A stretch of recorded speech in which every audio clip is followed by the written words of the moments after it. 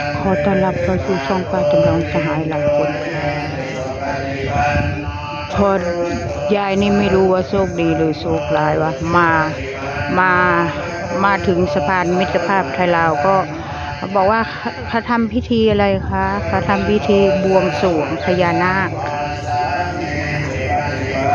มาถึงพอดีเลยสะพานมิตรภาพไทยลาว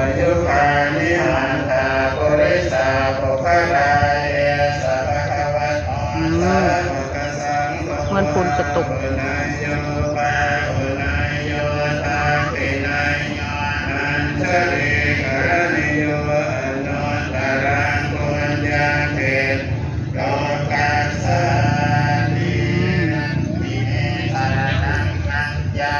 เพิ่นจะลำตรงไหน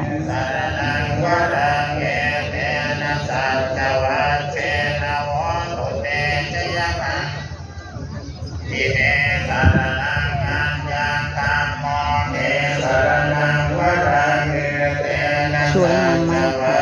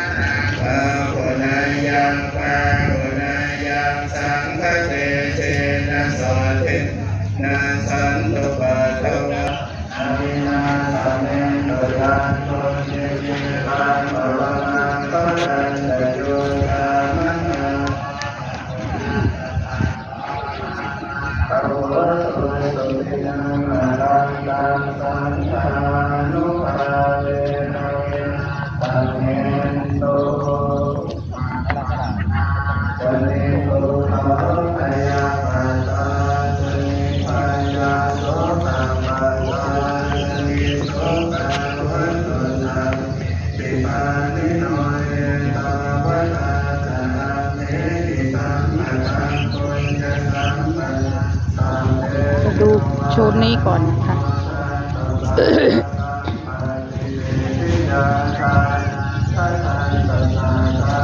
ดูโชว์นี้ก่อน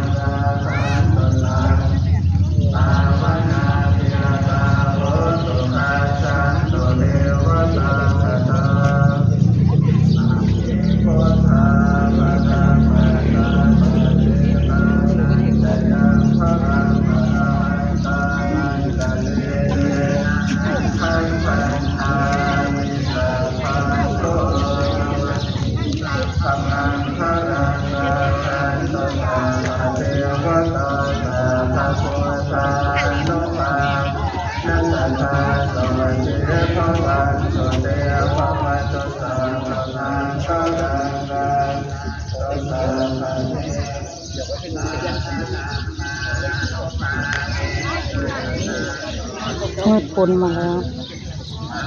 มันฝนจะตกดูมันฝนจะตก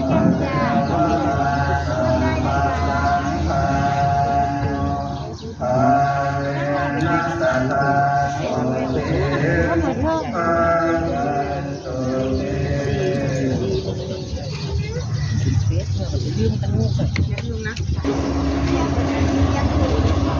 พอจบคลิปแค่นี้นะคะอย่าลืมกดไลค์กดแชร์กดซับสไครต์กดกระดิ่งให้คุณยายด้วยค่ะขอบคุณค่ะ